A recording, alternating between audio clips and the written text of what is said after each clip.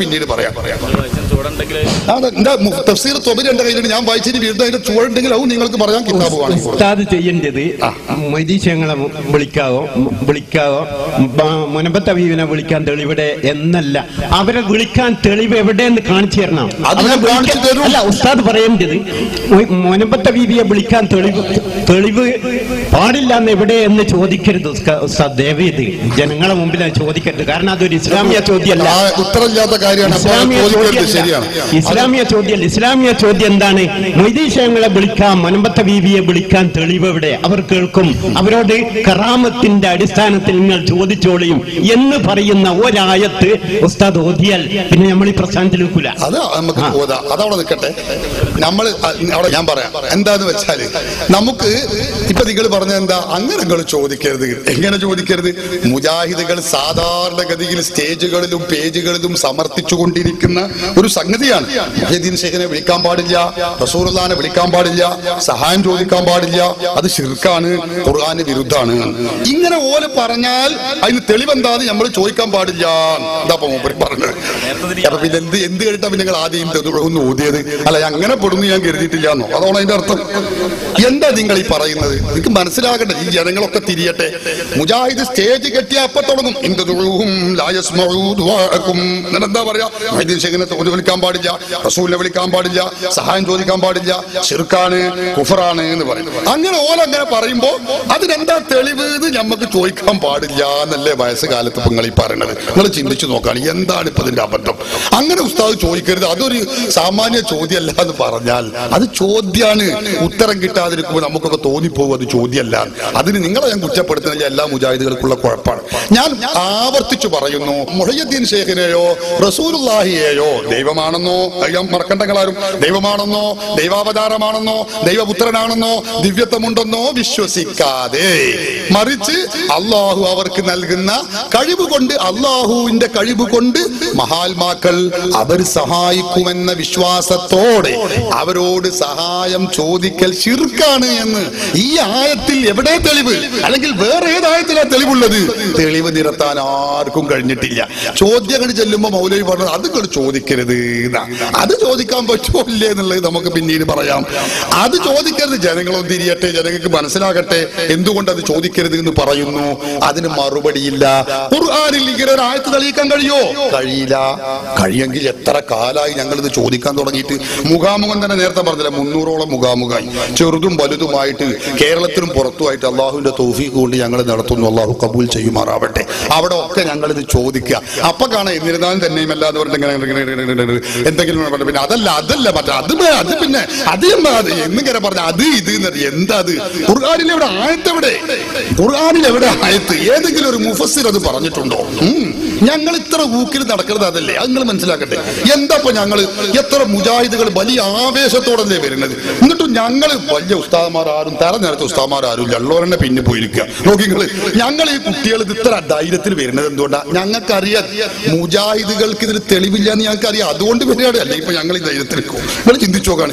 ഇവിടെ ലോകത്ത് എത്ര വലിയ കൊമ്പ മുജാഹിദുകളെ ഞങ്ങളുടെ മുഖാമുഖത്തിൽ വന്നില്ലേ? എന്നിട്ട് അവർ ചോദിച്ചില്ലേ, വന്നു പോകട്ടില്ല മയ്യത്തിന്റെ പേര് തലന്ന് പേനറങ്ങി പോണ മാതിരിയല്ലേ പിന്നെ പോലെ ഓരോരുത്തരും? നമുക്കറിയില്ലേ എന്താ കാരണം? തെളിവില്ല. മുജാഹിദിൽ തെളിയിക്കാൻ കഴിയില്ല. അതൊരു വസ്തു പച്ച കളവും ദുർവ്യാഖ്യാനം ഇങ്ങനെ പറയും. എന്നിട്ട് അങ്ങനെ എങ്ങനെ അറിയാം? അത് ഓരോ കുറ്റപ്പെടുത്തല്ലോ കേട്ടോ. കാരണം മുജാഹിദ് സംസ്ഥാന നേതാക്കൾ പോലെ പറ്റിച്ചതാണ്, മൗലവിമാര് പറ്റിച്ചതാണ്. ഞാൻ ഇവരെ മൗലവിമാരല്ലാത്ത ഈ സാധാരണ മുജാഹിദുകളെ നമ്മൾ ഒരിക്കലും കുറ്റപ്പെടുത്തൂല. ഇപ്പൊ ഇന്ന് മുജാഹിദ് സംഘടനകളിലുള്ള ജിന്നും പിശാചും തൗഹീദും നമുക്ക് അറിഞ്ഞൂടെ? ഇത് മൗലവിമാര്, വലിയ മൗലവിമാര് സാധാരണക്കാരെ പറ്റിക്കാണെന്ന്. സാധാരണക്കാരായ മൗലവിമാർക്ക് വരെ തിരിഞ്ഞിട്ട് എത്രയോ സാധാരണക്കാർ ഇപ്പോ മുജാഹിദിന് മാറിയില്ലേ? അപ്പൊ ഇതൊക്കെ ജനങ്ങൾക്ക് മനസ്സിലാകുന്നുണ്ട്. അതുകൊണ്ട് നമ്മളെ വിഷയത്തിൽ ഞാൻ എപ്പോഴും പോയിട്ടില്ല. ഇന്ദദുഹും ഈ ആയത്താ നമ്മളെ വിഷയം. ഈ ആയത്ത് മഹാത്മാക്കളോട് സഹായം ചോദിക്കൽ ശിർക്കാണ് എന്നതിന് ഏതെങ്കിലും ഒരു മുഫസ്സിർ, നിങ്ങൾ പറയേണ്ടത് എനിക്ക് വേണ്ട, ഞാൻ പറഞ്ഞത് നിങ്ങളും കൂട്ടണ്ട. ഞാൻ കിതാബ് എന്നാണ് ഉദ്ദേശിച്ചത്. നിങ്ങൾക്ക് അതുപോലെ ഏതെങ്കിലും ഒരു കിതാബ് പറയാൻ കഴിയോ? ഏതെങ്കിലും ഒരു കിതാബ് കിതാബിലുണ്ട് ഇത് പറയാൻ കഴിയോ? എന്തെങ്കിലും പറയാം. വെറുതെ നമ്മൾ നേരം കളഞ്ഞിട്ട് കാര്യമില്ല. അതുണ്ടെങ്കിൽ ആയത്തുണ്ടെങ്കിൽ പറയാ, ഹദീസ് ഉണ്ടെങ്കിൽ പറയാ, അല്ലെങ്കിൽ മുഫസ്സിർ പറഞ്ഞിട്ടുണ്ടെങ്കിൽ പറയാ. അതില്ലാതെ നിങ്ങൾ പറയുകയാണെങ്കിൽ അല്ലെങ്കിൽ ഉദ്ധരിക്കാനേ മതി. എന്നാ ഞാൻ രണ്ടാമത്തെ ചോദ്യത്തിന് മറുപടി അറിയും. ഏത് മഹാത്മാക്കളെ വിളിക്കാൻ പറ്റും എന്നതിന് നിങ്ങൾ രേഖ കൊണ്ടുവരണം എന്ന് പറഞ്ഞല്ലോ. ഞാൻ തെളിവ് ഉദ്ധരിക്കും. ഇവിടെ എന്റെ കയ്യിലുണ്ട്, ഇതവിടെ ഞാൻ പറയാൻ കാത്തിക്കുകയാണ്. പക്ഷെ അതിനാദ്യം നമ്മൾ ചോദിച്ചു വെച്ചൊന്നാണ് തീരുമാനമായാലേ അത് നല്ല ഉഷാറാവും. എല്ലാവർക്കും കാര്യം പറയും. ചോദിക്കാൻ മൂപ്പരാവും തീരുമാനമായിക്കോട്ടെ. മൂപ്പര് കുഴങ്ങാണെങ്കിൽ മറ്റേ കൊടുത്താൽ മതി. നേരം വെളുക്കുന്നവരെ ചോദിച്ചാലും കുഴയില്ല. അൽഹംദുലില്ലാ. നേരം വെളുക്കുന്നതിന് മറുപടി പറഞ്ഞാലും യാതൊരു ക്ഷീണവും ഇവിടെ ഉണ്ടാവില്ല ഇൻഷാ അല്ലാഹ്. ഉസ്താദ് ഒരു തെറ്റിദ്ധരിപ്പിക്കൽ പ്ലീസ് ദയവീതിട്ട് ചെയ്യരുത്. ഞാൻ പറഞ്ഞത് എന്താണ്, മൗലിദ് കഴിക്കാൻ പാടില്ല എന്നതിന് തെളിവ് ആരും ചോദിക്കില്ല. മറിച്ച് പറയുക എങ്ങനെയാണ്, മൗലിദ് കഴിക്കാൻ തെളിവ് എവിടെ എന്നാണ് പറയേണ്ടത്. ഞാനതാ പറഞ്ഞത്, മരിച്ചവരോട് പ്രാർത്ഥിക്കാൻ പാടില്ല എന്ന തെളിവ് ആരും ചോദിക്കില്ല. പാടുണ്ട് എന്നതിനാ തെളിവ് ഇസ്ലാമിൽ ഉസ്താദിനെ അറിയാത്തത് കൊണ്ട് ഞാനൊരു അറിയാത്ത പഠിപ്പിച്ചു തന്നെന്ന് മാത്രമേ ഉള്ളൂ. നമ്മുടെ വിഷയം ഞാൻ ഉസ്താദോട് പറഞ്ഞു. നിങ്ങൾക്ക് അതല്ല, ഞാൻ അതൊന്ന് തീർക്കാം. നമുക്ക് ഇതിന്റെ അടുത്ത ചോദ്യം ചോദിച്ചോളൂ. നിങ്ങൾക്ക് അത് ധാരണ പറ്റിയിട്ടുണ്ട്. നിങ്ങൾക്ക് ധാരണ പിശക് പറ്റുന്നുണ്ട്. എന്താന്ന് വെച്ചാല് മരിച്ച മഹാത്മാക്കളോട് സഹായം ചോദിക്കാൻ പാടില്ല, അത് ശിർക്കാണ് എന്നാ നിങ്ങൾ പറഞ്ഞത്. അതിന് തെളിവ് വേണമെന്ന് ഞാൻ പറഞ്ഞപ്പോ അങ്ങനെ ചോദിക്കാൻ പറ്റൂല എന്നുള്ളതിന് മൂപ്പരിപ്പോ ഉദാഹരണം പറഞ്ഞ എന്താ അറിയോ, മൗലിദ് കഴിക്കാൻ പാടില്ല എന്നുള്ളതിനല്ല തെളിവ്, പാടുണ്ട് എന്നുള്ളതിനാണ്, നടത്തണം എന്നുള്ളതിനാ തെളിവ് വേണ്ടത്. നിങ്ങൾ അവിടെയും പഴച്ചു. നിങ്ങൾക്ക് മൗലിദ് കഴിക്കാൻ പാടില്ല, അത് നരകത്തിലേക്കാണ്, ബിദ്അത്താണ്, അനാചാരമാണ് എന്ന് നിങ്ങൾക്ക് വാദമുണ്ടെങ്കിൽ അതിന് നിങ്ങൾ തെളിവ് കൊണ്ടുവരണം. അല്ലാതെ അവിടെ അത് തെളിവില്ലാത്ത കാര്യമാണ്, തെളിവ് പറയേണ്ടതില്ല എന്ന് പറഞ്ഞുകൊണ്ട് രക്ഷപ്പെടൂല. അവിടെ നിങ്ങൾക്ക് അബദ്ധം പറ്റിയിട്ടുണ്ട്. ഞാൻ നിങ്ങളെ കുറ്റപ്പെടുത്തിയല്ല.